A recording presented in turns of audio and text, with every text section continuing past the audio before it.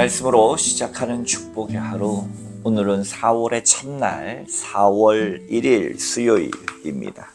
우리에게 주신 하나님 말씀은 마태복음 27장 1절부터 26절까지 말씀 함께 합독하도록 하겠습니다. 새벽에 모든 대제사장과 백성의 장로들이 예수를 죽이려고 함께 의논하여 결박하여 끌고 갔어 총독 빌라도에게 넘겨주니라. 그때 예수를 판 유다가 그의 정죄됨을 보고 스스로 뉘우쳐 그 은 30을 대제사장들과 장로들에게 도로 갖다 주며 이르되 내가 무죄한 피를 팔고 죄를 범하였도다 하니 그들이 이르되 그것이 우리와 무슨 상관이냐, 네가 당하라 하거늘 유다가 은을 성소에 던져놓고 물러가서 스스로 목매어 죽은지라. 대제사장들이 그 은을 거두며 이르되 이것은 핏값이라 성전고에 넣어둠이 옳지 않다 하고 의논한 후에 이것으로 토기장이에 밭을 샀어 나그네의 묘지를 삼았으니 그러므로 오늘날까지 그 밭을 피밭이라 일컫느니라. 이에 선지자 예레미야를 통하여 하신 말씀이 이루어졌나니 일렀을 때 그들이 그 가격을 매겨진 자 곧 이스라엘 자손 중에 가격 매긴 자의 가격 곧 은 30을 가지고 토기장이의 밭값으로 주었으니 이는 주께서 내게 명하신 바와 같으니라 하였더라. 예수께서 총독 앞에 섰음에 총독이 물어 이르되 네가 유대인의 왕이냐. 예수께서 대답하시되 네 말이 옳도다 하시고 대제사장들과 장로들에게 고발을 당하되 아무 대답도 아니하시는지라. 이에 빌라도가 이르되 그들이 너를 쳐서 얼마나 많은 것으로 증언하는지 듣지 못하느냐 하되 한마디도 대답하지 아니하시니 총독이 크게 놀라워하더라. 명절이 되면 총독이 무리의 청원대로 제수 한 사람을 놓아주는 전례가 있더니 그때 바나바라 하는 유명한 제수가 있는데 그들이 모였을 때에 빌라도가 물어 이르되 너희는 내가 누구를 너희에게 놓아주기를 원하느냐, 바라바냐 그리스도라 하는 예수냐 하니 이는 그가 그들의 시기로 예수를 넘겨준 줄 알미더라. 총독이 재판석에 앉았을 때에 그의 아내가 사람을 보내어 이르되 저 옳은 사람에게 아무 상관도 하지 마옵소서. 오늘 꿈에 내가 그 사람으로 인하여 애를 많이 태웠나이다 하더라. 대제사장들과 장로들이 무리를 권하여 바나바라 달라 하게 하고 예수를 죽이고자 하게 하였더니 총독이 대답하여 이르되 둘 중 누구를 너희에게 놓아주기를 원하느냐 이르되 바나바로소이다. 빌라도가 이르되 그러면 그리스도라 하는 예수는 내가 어떻게 하랴. 그들이 다 이르되 십자가에 못 박혀야 하겠나이다. 빌라도가 이르되 업짐이냐 무슨 악한 일을 하였느냐. 그들이 독소리 질러 이르되 십자가에 못 박혀야 하겠나이다 하는지라. 빌라도가 아무 성과도 없이 도리어 밀란이 나려는 것을 보고 물을 가져다가 무리 앞에 손을 씻으며 이르되 이 사람의 피에 대하여 나는 무죄하니 너희가 당하라.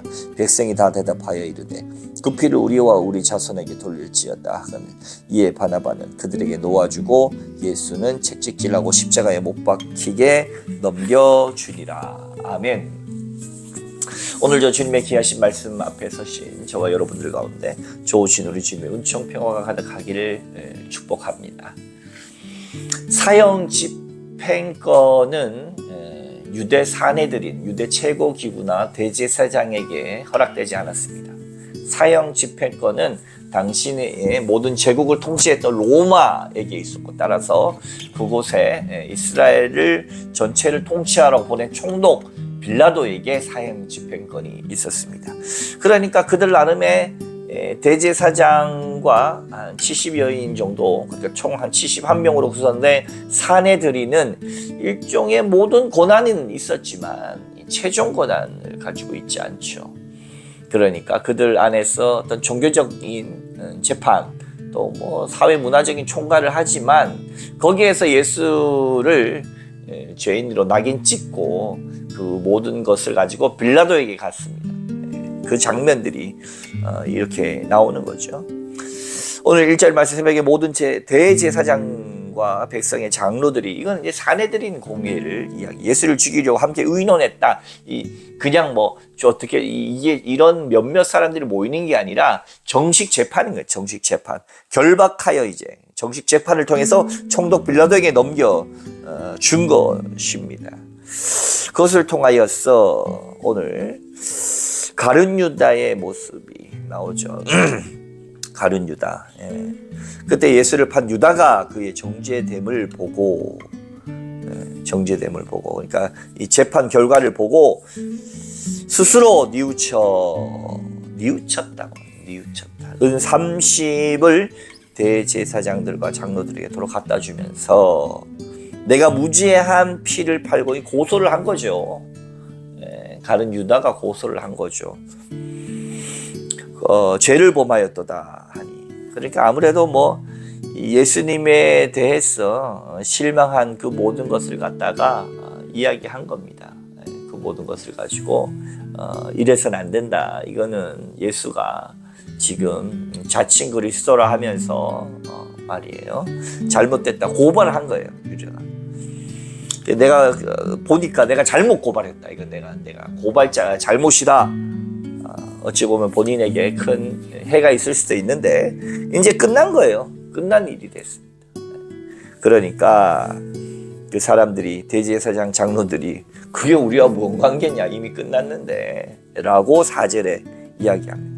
잘못된 게 있으면 네가 잘못한 거지. 네가 당해라. 끝. 이렇게 한 겁니다. 그러자 유다가 그 은 30을 성소에 던져버리고 그래서 스스로 목매어 죽었다. 비참하지만 안타깝기도 하지 않습니까, 여러분? 연극이나 선극을 보면 유다에 대해서 굉장히 악한 자로, 그래서 최후의 만찬에 12제자들의 얼굴을 그려놨는데 유다의 얼굴은 가장 표독하고 악한 사람의 얼굴을 넣기 위해서 그 얼굴의 형상을 가진 사람을 찾았다잖아요. 여러분, 제가 예전에도 한번 던진 질문, 유다 지옥 갔겠습니까? 천국 갔겠습니까? 이 질문에 많은 사람들은 예수를 판 배반자. 여러분, 베드로는 배반 안 했습니까? 다른 제자들은 다 흩어지지 않았습니까? 누구 하나 예수님을 끝까지 쫓아서 내가 예수와 함께 죽겠다고 거기 가서 난동 피운 사람이 누가 있습니까? 아무도 없어요. 다 도망갔어요. 다 흩어졌어요. 오합지졸도 이런 오합지졸이 없어요. 조폭도 때로는 자기 두목이 죽으면 자기 같이 쫓아가서 죽기도 합니다. 조폭도. 조폭만 못한 제자들의 모습, 연약한 인간의 모습이 고스란히 닦죠. 유다는 스스로 뉘우쳤어. 받은 은을 그냥 던져버리고 목매다가 죽었다. 그렇게 지금 나오고 있죠. 천국 갔겠냐 지옥 갔겠냐 하나님만 아신 겁니다. 남의 일생에 대해서, 남에 대해서 우리는 판단할 고난이 있는 것이 아니라 끊임없이 예수의 사랑을 우리 가운데 품고 어떻게 하면 내 삶을 통하여 예수님을 전할까, 여기에 우리의 인생이 집중돼야 된다라고 하는 사실입니다. 결국은 그렇게 유다의 인생이 끝나고 그 은 30 이거 가지고 뭐 하겠습니까? 던져놓은 거 다른 거 한 게 아니라 토기장이 그릇 가게 주인의 그 밭을 사가지고 말이에요. 그 당시 그릇 가게 주인 밭을 사가지고 나그네들의 묘지를 삼았다. 하나의 전설처럼 내려오는 이야기입니다. 그리고 나서 빌라도 앞에 선 사형 집행 권한을 가진 빌라도 앞에 선 예수님의 모습. 11절 예수께서 총독 앞에 섰으매 총독에게 물어 이르되 네가 유대인의 왕이냐? 네 말이 옳도다. 그래, 맞다. 대제사장과 장로들에게 고발을 당하되 아무 대답도 하지 않고 빌라도가 이르되 그들이 너를 쳐서 얼마나 많은 것으로 증언하는지 듣지 못하느냐. 수많은 고소 고발이 있다. 한마디도 대답하지 않으시니까 총독이 크게 놀라워했다. 왜 아무 대답 없는 예수님을 총독이 놀라워하겠어요? 사형 집행 권한이 앞에 있는데 하는 행동을 보면은 본인이 왕이에요. 총독보다도. 총독은 대제사장 최고의 권력자라고도 하지만 본인도 위에 황제가 있고 잘 다스려야 또 더 높은 곳으로 또 올라가고 본인이 출세길이 열리기 때문에 때로는 백성들 눈치도 보고 사람들 눈치도 보는데 예수님은 당당하신 거예요. 왕중왕이시 왕중왕. 아무 대답하지 않는 예수님을 보면서 살려달라고 구걸하지 않는 예수님을 보면서 빌라도는 크게 놀랍니다. 바나바라고 하는 유명한 죄수가 있었다. 명절이 되면 사명복권이라 그러네요. 강복절 특사처럼 특사들이 있었어요. 당시에. 죄수 한 명을 내놓아주는 명절이 있었어요. 근데 사람들은 유명한 바나바, 유명한 죄수라고 하니까 얼마나 극악무도한 죄수였겠습니까? 그를 놓아주고 예수를 십자가에 못 박으라고 하는 대제사장들과 장로들의 고언함에 따라 돈도 불리고 빵도 뿌리고 민중들을 선동했겠죠. 우민한 이 백성들은 거기에 따라서 바나바를 놓아주고 예수를 십자가에 못 박으라. 빌라도의 아내가 전날 밤 꿈이 좋지 않으니까 예수에 대해서 손 떼라 했으나 그것이 불가능, 밀란이 일어나면 자신의 목줄도 위험하니까 빌라도가 손 씻고 나는 관계없다 하고 예수를 채찍질하고 십자가에 못 박히게 넘겨주는 장면까지가 오늘의 장면입니다. 사랑하는 성도 여러분, 우리 인간이 얼마나 연약한지를 보여주고 있죠. 말씀드렸던 것처럼 3년간 가까이서 호흡하고 수많은 것을 경험했던 바닷물도 바다의 풍랑도 잠잠케 하고 수천 명이 넘는 사람들을 먹이시고 병자들이 낫고 수많은 기적과 이적이 지금에서야 무슨 소용이란 말입니까? 제자들이 뿔뿔이 흩어지고 예수님을 부인하며 이렇게 된 마당에 모든 것이 절망으로 넘어갔습니다. 그러나 이 드라마의 끝을 우리가 너무나도 잘 알기 때문이겠지만 이 당시 사람들의 마음에는 아까운 한 청년이 가는구나 라고 생각했던, 그분을 사랑했던 많은 사람들의 안타까움과 절망감을 놓을 수 없습니다. 사랑하는 여러분, 예수 그리스도께서는 이렇게 절망 가운데, 절망스러운 상황 가운데 놓여지셨습니다. 이제 십자가를 질 일만 남았습니다. 저를 위해, 여러분을 위해 지지 않아도 될 십자가, 극악무도한 폭력 앞에 아무것도 하지 않은 죽임 당하신 어린 양, 그분의 사랑을 우리가 깨닫는다면 오늘 이 하루 우리의 자존심도 우리의 마음도 정말로 예수 그리스도를 위하여, 우리가 얼마나 주님을 위하여 정말로 침뱉음 당하고 우리도 주님을 위하여 채찍질 당하고 우리도 주님 위하여 이런 고난을 달게 받을 사람이 되었는가.